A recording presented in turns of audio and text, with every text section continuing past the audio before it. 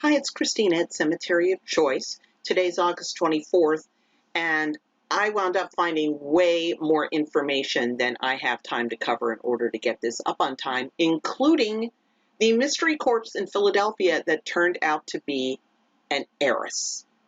Not something you see every day.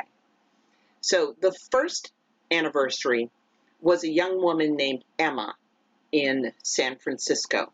She died August 24th, 1880 in her home. Now, a Dr. Ehrenberg signed the death certificate certifying that her death was due to peritonitis from a self-induced abortion, and superficially that should have been the end of it, but circumstances were a little fishy because she had just been discharged from Dr. Louisa Hagenau's maternity hospital. And people kind of knew that this maternity hospital was a cover for wanting to avoid maternity. In fact, Hagenau was prosecuted for 3 abortion deaths. She wasn't prosecuted for Emma's, but for 3 others. In 2 cases, there were 3 trials each, 2 hung juries and an acquittal. And I get the feeling everybody was getting a bit frustrated there, including Hagenau. So she decided that she was going to head to Chicago. Rather abruptly, because she's on the list from the post office of unclaimed mail. She did not leave a forwarding address, it seems. So she went to Chicago and started practicing advertising as Louisa Hagenau or Louise Hagenau. So her name's already drifting from Louisa to Louise, and getting implicated in abortion deaths. She finally got prosecuted, convicted, sent to prison. I think she was supposed to be there 9 years and only served about 1. She did get out early. And like a malevolent phoenix rising from the ashes, this time she was Lucy Hagenau. And as Lucy Hagenau, she racked up more abortion deaths. She finally got convicted again. She went back to Joliet. She got out early again. She went back to killing patients. She got sentenced to 20 years in Joliet. And finally, she managed to win a new trial. And let me show you everything I have got on this woman. Look at this. Let's go up to the beginning. Okay. Death after death. And you can see I have document after document after document. You know how fanatical I am about documentation. So I want to do a really, really careful job of getting all this gathered for you. But her last sentence was the 20-year sentence for the death of Mary Moorhead. She was sentenced in 1927. She was denied a new trial in 1928, but she appealed again and got a new trial in 1929. But the judge took one look at her. She was half deaf. She was feeble. He said, "I do not think you're long for this world, Lucy Hagenau. Make peace with God. Go and sin no more," basically. And the reporter said she muttered something incoherent and shambled laboriously from the courtroom, which is why I'm thinking of writing a book about her and entitling it Shambling Laboriously, The Many Trials and Names of Abortionist Hagenau. So, Emma was the last San Francisco death connected to Hagenau, even though she was never officially charged.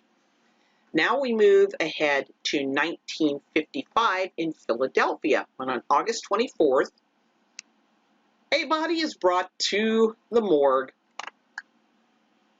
I'm not sure whether a doctor brought it in or whether the bartender, Milton Swartz, and his wife, Rosalie, brought the dead woman in, but the medical examiner talked to them and they said, well, Shirley was visiting us in our apartment and she was just sitting on the couch and died suddenly, which made no sense.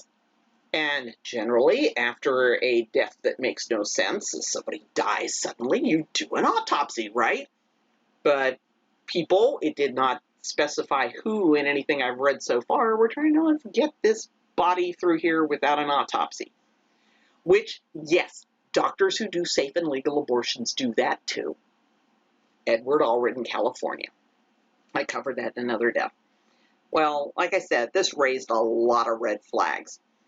And that's when they found out that this was Doris Jean Silver Ostreicher.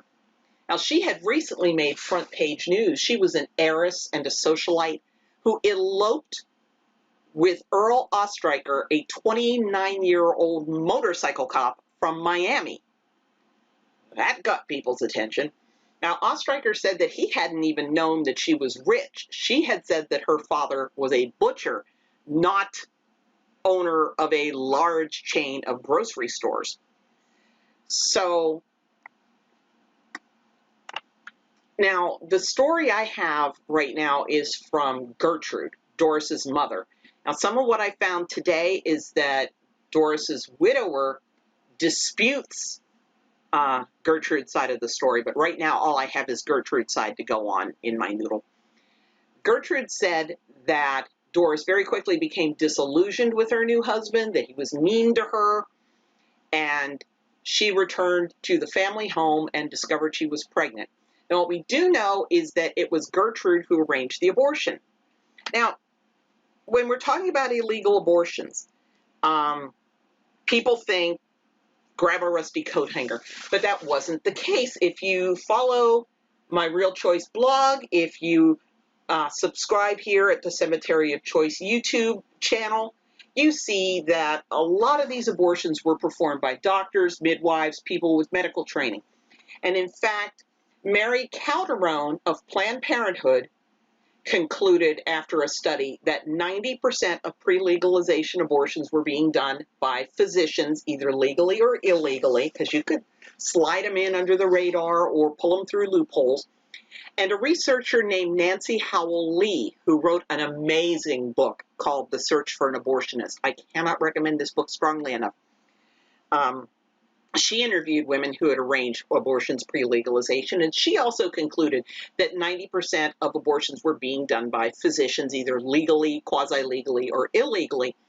But she further broke down the non-physician abortions, and most of them were performed by people like nurses, midwives, veterinarians, dentists, people who did have some medical training, some knowledge of medical instruments, how to keep things sterile, how to provide medical care to people. And even many lay abortionists, like the Jane Abortion Syndicate in Chicago. They had no formal medical training, but they had doctors who provided training for them, provided instruments, provided medications, and provided backup in case there was a complication. So with all of those options available, you can't say that Gertrude took her daughter to this row house with a bartender and his wife because they had no money and no options. It is a mystery to me. And look at the news coverage. They didn't just have a picture of the building. They drew dotted lines because they weren't sure whether or not you could tell from the floor plan, complete with furniture, that this was a ground floor apartment. It was a rather large apartment. But they went into all this detail. The coverage of this death was just, well, let's pop over to newspapers.com. I got 2,829 matches. And a lot of the time, some of those matches will be a similar name. Not here.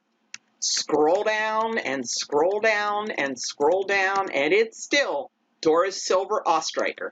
Scroll down, scroll down. Doris Jean Silver Ostreicher. Scroll down, load up, come on. And it's still Doris Jean Ostreicher. So even today, if you go on Bing and look her up, you got stories about her death.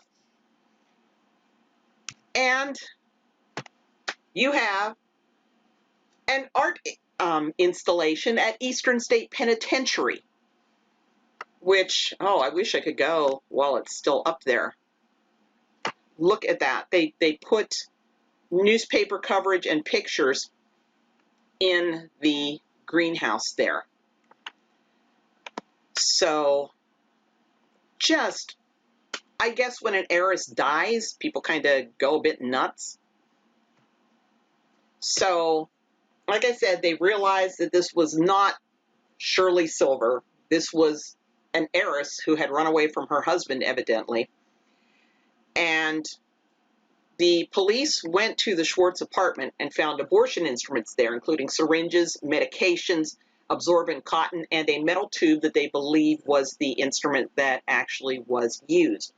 So it sounds, at least superficially, as though they did have some connection with the doctor. Like, share, subscribe. I want to go to Philadelphia and see if I can find out both what kind of training, if any, the Schwartzes had, and if it's on record anywhere, why in the world, when there were plenty of doctors and nurses and other people with training that she could have taken her daughter to, why did she take them to this couple? And Doris is not, oh, one other thing while I'm talking about the coverage, let me not forget this. Look at this news coverage. The Philadelphia Inquirer. They've got, and this is just a tiny bit of what the coverage was. Here's a write-up at the top here. The ABCs, principal figures. We've got Doris's parents. We've got Doris and her husband. And we've got the Schwartzes. And as if that's not enough, they give you the prosecutor, the defendant's attorneys, the judge, the detective, and the medical witnesses, including Milton Halpern, chief medical examiner for New York City. They were definitely pulling no punches when they were prosecuting this case. Wow. Which might explain why Rosalie and Milton decided they were going to plead no contest. Now, Rosalie got a sentence of indeterminate length. Milton was sentenced to 3 to 10 years at Eastern State Penitentiary, which is why that art exhibit is at Eastern State Penitentiary. They were both paroled after 11 months because their son wrote a sad letter asking if he could have them home by Christmas. Cry me a river. Now, Doris's mother was hospitalized for what they call bereavement shock, and I saw one article that said she was still insisting that her daughter was alive. So this really messed with her head. She was charged as an accessory, and she was fined, but she was given a suspended sentence because the judge said that her memory of how her daughter died would be substantial enough punishment. Now, other women with money, lots and lots of money, wound up going to less than reputable abortionists. Nancy Ward, who was heir to the Drake Bakery's fortune, did not go to a really highly reputable doctor. I'll have a link below. And Florence Nimick Schnorr, who was the grandniece of Andrew Carnegie, she was not hurting for money. They never found out who her abortionist was, but the medical examiner described the abortion as brutal and inept. And, you know, there is this mystery of the substandard abortionists, not just before legalization, but afterward. I see case after case of these crummy abortion clinics. I mean, there was one where dogs in the procedure room lapping blood off the floor. You go into the bathroom and it's filthy. And one of the things I saw explaining why women would go to these yucky clinics is that they recognized that what they were doing was killing their baby, and they felt so bad about it that they felt like they deserved this dirty, nasty, horrible, unsafe-looking place. I would love to do some research about that. So, you know, I've seen cases where poor women went to perfectly competent doctors and came away with no problems, and where these rich women went to quacks and wound up dying. It's, you know, to just say, oh, the quality of the abortion depends on whether she's rich or poor, whether it's legal or illegal, that is really very simplistic. It's not the case. And one of the things I respect about Mary Calderon is prior to legalization, she was calling for a better study about women seeking abortion. She wanted requests for abortion to become a reportable event, where the doctor would leave out the woman's name and identifying information, but he talked about maybe her age, her marital status, did she have other children, why was she seeking an abortion, so that abortion could be addressed. And Roe versus Wade came along and said, have at it, whatever. And we lost that vital information. But at any rate, I have more information on Doris's death than I could cover in order to have this up on time. And I will have it up definitely next year in time for the anniversary of Doris's death again.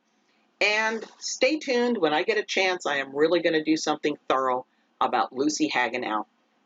So stay tuned, like, share, and subscribe. Please support my research.